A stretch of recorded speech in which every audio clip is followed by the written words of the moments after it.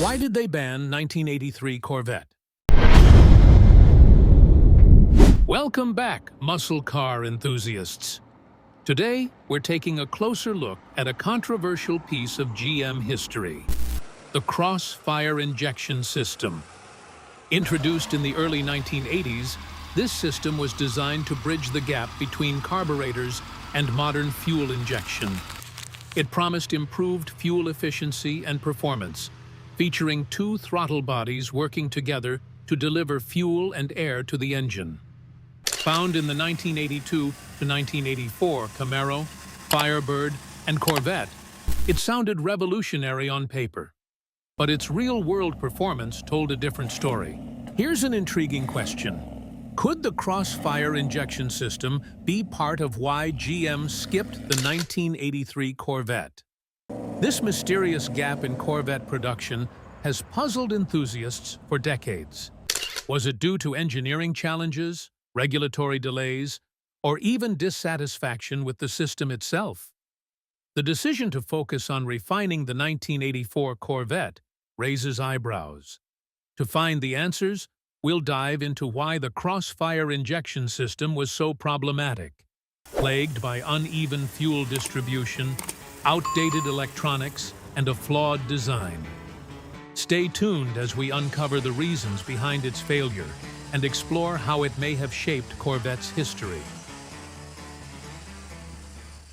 What was crossfire injection? Here's the idea. GM introduced the crossfire injection system in the early 1980s as a fuel-saving, performance-boosting alternative for their V8 engines. GM opted for a hybrid approach instead of sticking with a single carburetor or fully developed multi-port fuel injection, which was still on the horizon. They paired two Rochester single-barrel throttle bodies and positioned them on opposite sides of the intake manifold. These throttle bodies worked in tandem to feed air and fuel to alternate sides of the engine, mimicking a four-barrel carburetor's airflow. On paper, the system seemed like a win. With a combined airflow of up to 750 CFM, it could perform similarly to the legendary Quadrajet carburetor while improving fuel efficiency and emissions. GM proudly marketed it as cutting-edge, futuristic, and perfect for their lineup of sporty V8s. But here's the problem. What looked great in the lab didn't translate well to the road.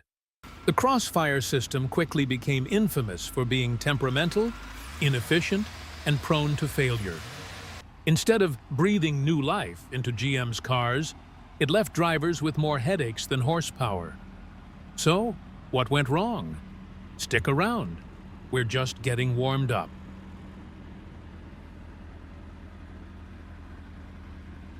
Why it failed. The crossfire injection system seemed like a step toward modernization on paper, but in reality, it was a flawed compromise that hurt both performance and reliability. One glaring issue was the intake manifold design. GM designed a flat, restrictive intake manifold to accommodate the low-profile hoods of the F-body Camaro, Firebird, and Corvette. This design choked airflow, creating uneven fuel distribution. The first issue with the crossfire injection system stemmed from the need to fit it into vehicles with low hoods and cowl designs, which forced the intake manifold to be compressed. This squished design resulted in poor cylinder-to-cylinder air distribution, with the long runners reducing airflow efficiency and causing uneven fuel mixture. Some cylinders ran too lean, while others ran too rich, leading to inefficient combustion. GM's solution was to flood the engine with more fuel, worsening the already poor fuel economy. Owners reported dismal mileage 9 to 10 miles per gallon in the city, and barely 17 miles per gallon on the highway, making even classic big block V8s seem more fuel efficient by comparison. Another major flaw was the twin Rochester throttle bodies. While theoretically capable of 750 CFM airflow, the restrictive intake limited the system to about 475 CFM, a bottleneck that left the engine gasping for air. The engine felt choked in cars like the 1984 Corvette, struggling to rev past 4,000 RPM. Imagine a Corvette, a car synonymous with power, feeling sluggish and out of breath just when it should be roaring. It was an experience that left drivers disappointed and wondering why their performance car couldn't deliver on its promise. On top of these issues, the early 1980s electronics used in the system were far from robust. Components like the throttle position sensor and oxygen sensors frequently failed, leading to rough idling, hesitation, and even stalling. Misaligned throttle bodies or vacuum leaks only worsened things, requiring tedious adjustments or part replacements. For many owners, the system was a constant source of frustration rather than a step toward reliability. Adding to the misery was the weak transmission pairing.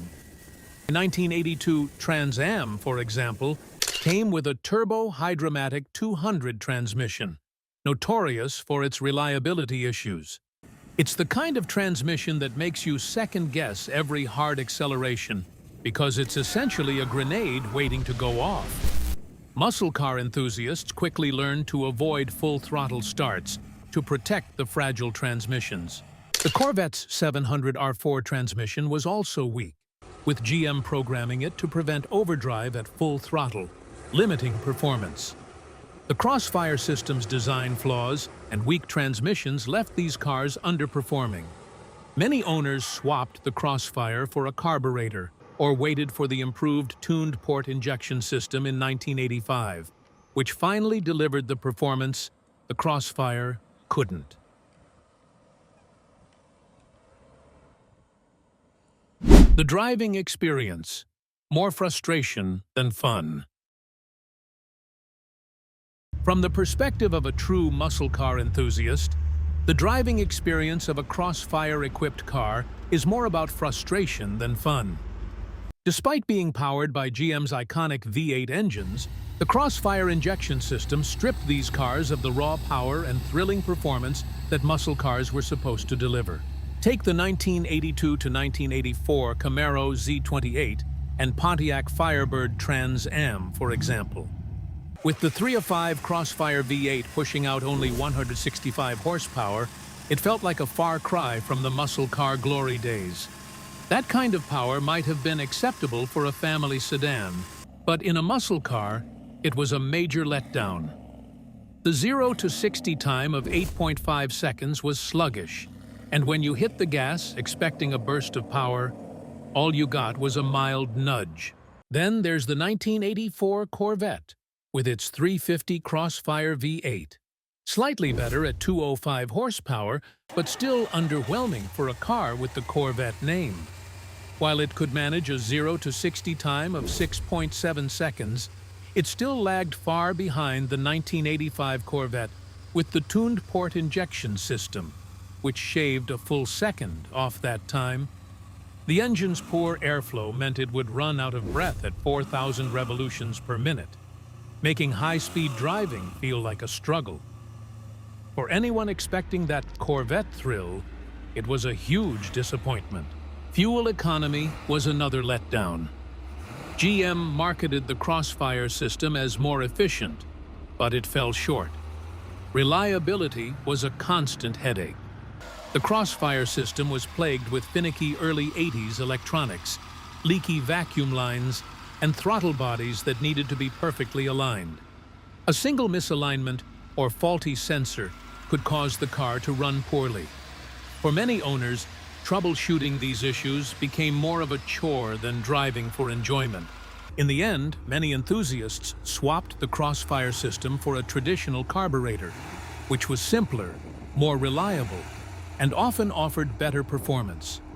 Others waited for the 1985 introduction of the tuned port injection system, which transformed the Camaro and Corvette into the powerful, reliable muscle cars they were meant to be. Throttle problems and troubleshooting the Crossfire system. For muscle car enthusiasts who have worked with GM's Crossfire injection system, the experience has often been frustrating. The throttle linkage issue in the F-body Camaro and Firebird was notorious. GM designed the throttle cable to make a sharp 180-degree turn to connect to the dual throttle bodies. This tight bend caused the cable to stick over time, sometimes leaving the throttle partially open even after letting off the gas. Many owners remember the frequent need to pull over, pop the hood, and manually release the stuck throttle. This wasn't a rare issue. It became a rite of passage for Crossfire owners. But the electronics were the real nightmare. The throttle position sensor, one of the most common failures, would often go out of calibration or fail entirely. When it wasn't working properly, the throttle bodies couldn't sync correctly, resulting in rough idling, sluggish acceleration, and poor fuel economy. Adding to the frustration, the spark control module frequently failed at inopportune moments, and oxygen sensors would often get fouled by the system's tendency to run rich, throwing off the air-fuel mixture. Even diagnosing and fixing the problems wasn't straightforward. Many parts are no longer in production, and finding replacements, whether new old stock or aftermarket, can feel like searching for a needle in a haystack. Yes, I've heard many enthusiasts share tales of spending weeks hunting for replacement parts, only to find that syncing the throttle bodies correctly or replacing sensors didn't always fix the root cause. It's a constant cycle of repairs that tests even the most dedicated muscle car fans.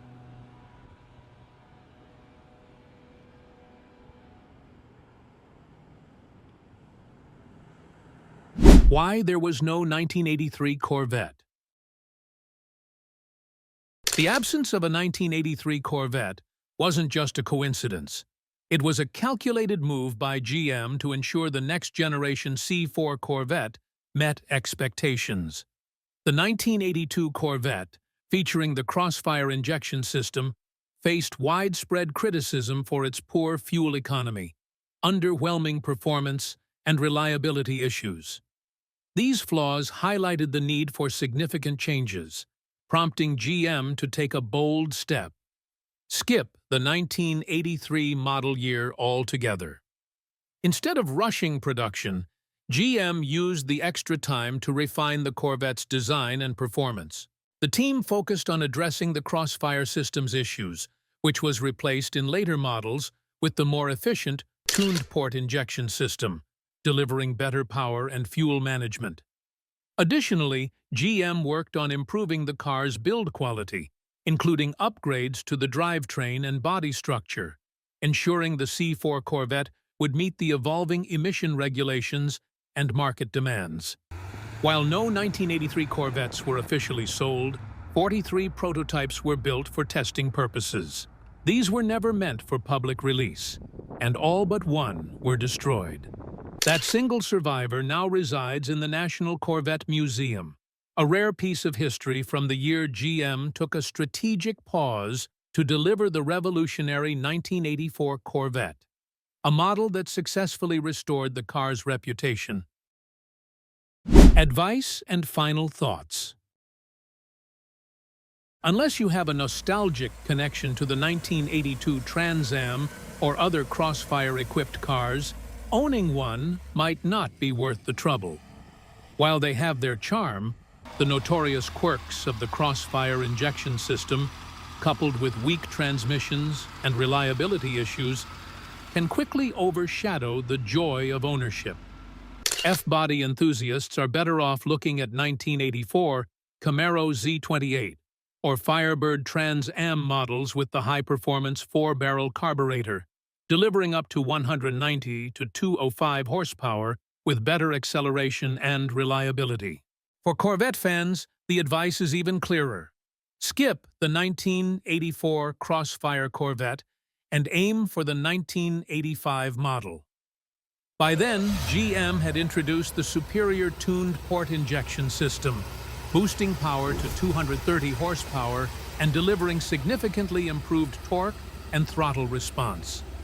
The 1985 Corvette's performance 0 to 60 miles per hour in the low 6-second range is a world apart from its predecessor. And here's a key reminder. If someone offers you a 1983 Corvette, be cautious. With only one 1983 Corvette in existence, safely housed in the National Corvette Museum, any such claim is likely a misrepresentation. It's probably a mislabeled 1984 or another version entirely. Always verify before making a purchase.